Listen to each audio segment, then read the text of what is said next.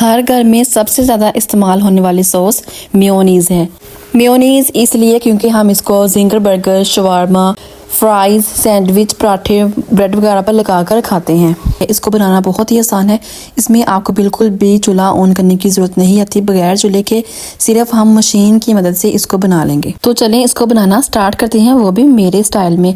अस्सलाम वालेकुम व्यूवर्स, मैं हूँ आयशा और आप देख रहे हैं स्पाइस ट्विस्ट। अगर अभी तक आपने हमारे चैनल को सब्सक्राइब नहीं किया तो जल्दी से जाएं, चैनल को सब्सक्राइब करें। वीडियो अच्छी लगे तो वीडियो को लाइक करना मत भूलिएगा। मेयोनीज़ बनाने के लिए जिन चीज़ों की हमें ज़रूरत है उसको मैंने यहाँ पे निकाल लिया है। आप चाहें तो यहाँ पे इसका स्क्रीनशॉट भी ले सकते हैं। सबसे पहले यहाँ पर मैंने लिए हैं 2 अंडे। इसको मैंने 1 से 1.5 घंटे के लिए फ्रिज के अंदर रख दिया था। इसको हमने ठंडा ही इस्तेमाल करना है। उसके बाद यहाँ पर मैंने लिया है सिरका लेंगे। उसके साथ यहाँ पर मैंने लिए हैं 2 कप कुकिंग ऑयल के। इनको भी आपने ठंडा ही इस्तेमाल करना है। उसके बाद चीनी है, काली मिर्च है, नमक है। वो क्वांटिटी जो है वो मैं आपको साथ साथ गाइड करती रहूंगी। जैसे कि मैंने पहले बताया है कि हम इसको मशीन की मदद से बनाएंगे, तो यहाँ पर मैंने एक लिया है। यहाँ पर मैंने एक चॉपर लिया है और जग, आप किसी भी चीज़ में इसको बना सकते हैं, चॉपर या फिर जग में। बस आपने इस बात का ख्याल रखना है कि इसमें बिल्कुल भी पानी का कतरा भी नहीं होना चाहिए।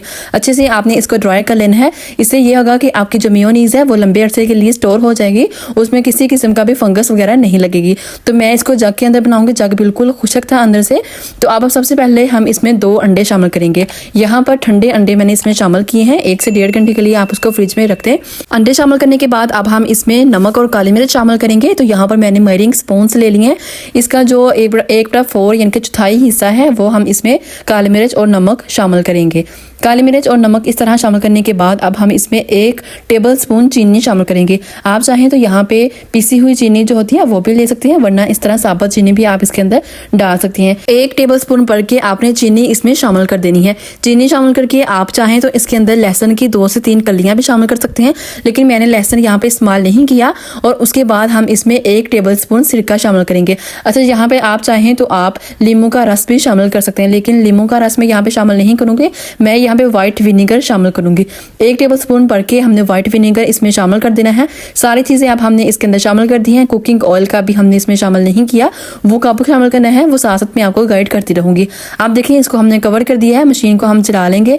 इसको हमने 3 से 4 मिनट के लिए मशीन को अच्छे से चलाना है। ठीक है, जब ये थोड़ी सी इसकी कंसिस्टेंसी थिक हो जाएगी, 3 से 4 मिनट आपने टाइम नोट कर लेना है। उतना ही टाइम आपने इसको देना है, फिर ही आपकी मेयोनीज़ है जो है वो परफेक्ट बनकर तैयार होगी। अब यहाँ पे देखिए मैंने इसको 3 मिनट के लिए अच्छे से चलाया है। अब हम इसमें कुकिंग ऑयल का शामिल करते जाएंगे। इसके कवर के ऊपर एक और कवर होता है, उसको हम रिमूव कर देंगे और इसमें हम कुकिंग ऑयल का शामिल करते जाएंगे। बिल्कुल आहिस्ता आहिस्ता जो है वो आपने कुकिंग ऑयल इसमें शामिल करते जाना है। एकदम हम बिल्कुल सारा जो है वो ऑयल शामिल नहीं करेंगे। मशीन यहाँ पे हमारी चल रही है, ठीक है। जो हमने अंडे वगैरह शामिल किए थे वो अच्छे से इसके अंदर मिक्स हो रहे हैं। तो साथ साथ हमने इसमें कुकिंग ऑयल का शामिल करना है। ऑयल भी आपका यहाँ पे ठंडा होना चाहिए।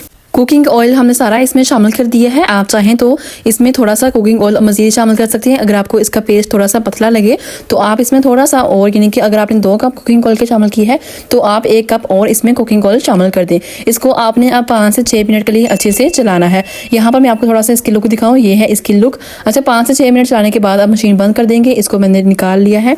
अब मैं आपको इसका ढक्कन रिमूव करके दिखाती हूँ। इसकी लुक आप चेक करें, बिल्कुल परफेक्ट इसकी लुक आई है। देखिए ये इतना थिक है कि मशीन से, जग से ये बिल्कुल भी बाहर नहीं आ रहा। तो इसको हम एक चम्मच या स्पैचुला की मदद से हम इसको निकाल लेंगे।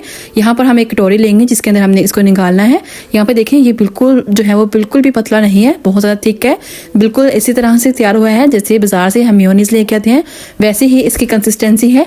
और ये हेल्दी बहुत है, ठीक है। बाजार में जो मेयोनीज़ होती है बाजार की, वो केमिकल से भरपूर होती है। उसमें कुछ ऐसी चीज़ें शामिल की जाती हैं जिससे उसको लॉन्ग टाइम के लिए महफूज किया जाता है। तो इसमें कुछ भी ऐसा वैसा हमने शामिल नहीं किया। बहुत ही परफेक्ट ये बनकर तैयार हुई है। आप इसको फ्राइज के साथ, जिंगर शवारमे के साथ, बर्गर के साथ, पराठे के साथ, किसी चीज़ के साथ भी आप इसको इस्तेमाल कर सकते हैं। इसका टेस्ट, इसकी कंसिस्टेंसी बहुत ही ज़्यादा परफेक्ट है। कुछ लोग कहते हैं कि मेयोनीज़ जब हम घर पे बनाते हैं उसको जब हम फ्रिज के अंदर स्टोर करते हैं तो वो जम जाती है। तो इसमें ऐसा बिल्कुल भी कुछ नहीं होगा। आपने सारे स्टेप्स को एज इट ही फॉलो करना है। तो इंशाल्लाह इसी तरह की आपकी जो मेयोनीज़ है वो बनकर तैयार होगी। इसकी शाइनिंग आप चेक करें, माशाल्लाह से बहुत ही ऑथेंटिक तरीके से मैंने आपको गाइड किया है। आपने भी इसी तरह से बनाना है और मुझे उसका फीडबैक भी लाजमी देना है। अब आप इसको किसी भी जार के अंदर, किसी भी कंटेनर के अंदर डालकर आप इसको 20 से 25 दिन के लिए आप इसको आसानी के साथ स्टोर कर सकते हैं। अच्छा, मैं इसको एक जार के अंदर ट्रांसफ़र करूंगी।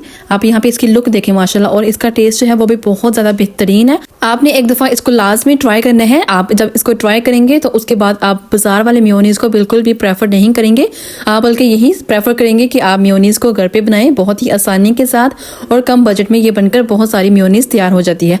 उम्मीद है कि आपको रेसिपी अच्छी लगी होगी। वीडियो अच्छी लगी है वीडियो को लाइक करना मत भूलिएगा। चैनल पर नए हैं तो चैनल को सब्सक्राइब करना भी मत भूलिएगा। ओके जी, दुआ में याद रखिएगा। आऊँगी दोबारा एक नई वीडियो के साथ, तब तक के लिए अल्लाह हाफिज़।